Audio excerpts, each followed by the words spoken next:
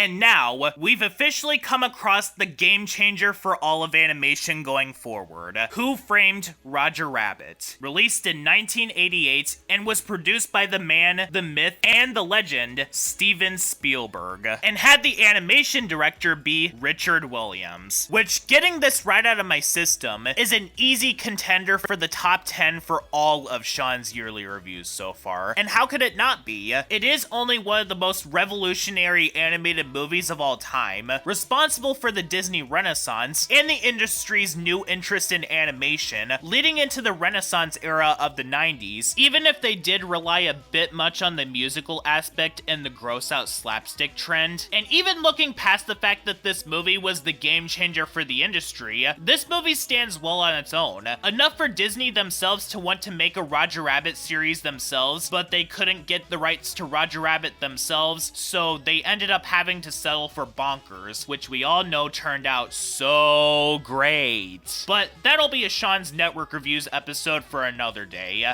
What's the plot of this movie? This movie revolves around a detective named Eddie Valiant. He has a grudge against Toons because of what happened to his brother, but he has to put that grudge to the side because the aptly named Roger Rabbit gets framed as a murderer, and with the help of Eddie, he needs to prove that Roger is actually innocent. That way Roger won't end up getting dunked in the dip, which basically kills Toons, leaving no trace of them behind. The first thing to note about this movie is that the animation is absolutely incredible. The animation in this movie, fun fact, was directed by Richard Williams, who you may know as the guy who spent most of his life working on The Thief and the Cobbler before that ended up getting taken away from him and ruined. Richard Williams was a perfectionist, and it certainly paid off here. The way that this movie blends the cartoon characters into the backgrounds is absolutely phenomenal. It almost looks like the characters are actually there with everyone else, and there were several obstacles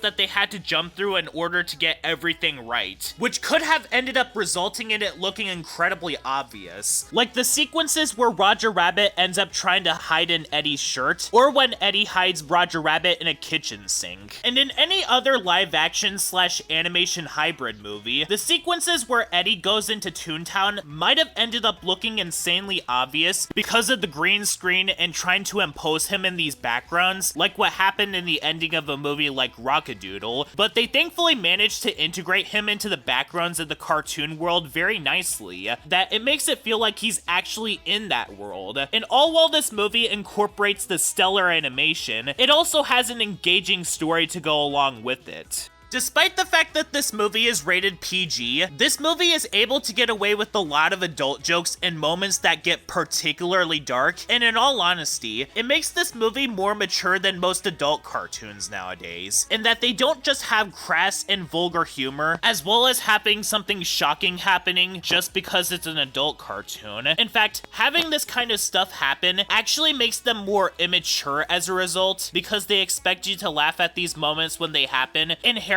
because it's shocking and vulgar. Roger Rabbit's maturity comes from its subtlety. The movie doesn't just shove vulgar humor in your face, it slowly makes its presence known, with the characters occasionally swearing, and Jessica Rabbit's appearance in general, who is one of the most lovely characters that have ever been drawn, as well as some of the movie's more adult innuendos. There's literally a sequence where Eddie's girlfriend thinks that he's cheating on her with Jessica Rabbit, and the movie is also not afraid to get very dark as well. The sequences with Judge Doom are absolute nightmare fuel. Everyone knows about the iconic "Remember me, Eddie, when I killed your brother? I talked! Yes, I talked!" And not just that, but something that Roger Rabbit does better than other movies of its kind is that, while yes, the movie has several references to cartoon characters of the past, it's not trying to shove it in your face, making the priority being solely on the references rather than telling an actual story. Roger Rabbit has a perfect balance between telling the story about a detective and the use of references. Heck, this is the only time where you'll ever see Bugs Bunny and Mickey Mouse interact with each other, but at the exact same time, unlike, say, say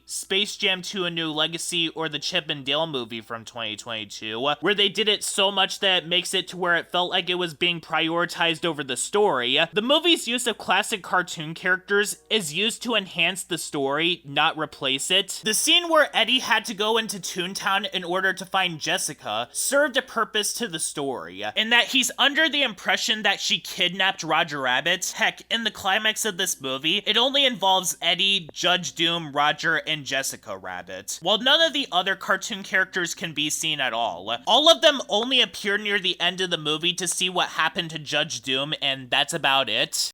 And even though I don't have much to say about this movie, because if I did, I would repeat myself, the influence that this movie had on the realm of animation is really something to behold. While The Little Mermaid is the beginning of the Disney Renaissance, and the original DuckTales was the beginning of the new era where animation started being made for more than just toy sales, Who Framed Roger Rabbit, again, kickstarted the newfound interest in animation. And regardless of how hard that people tried, they were never able to recapture the integration that this movie provided to its audience. And those that fell flat on their face really did fall flat.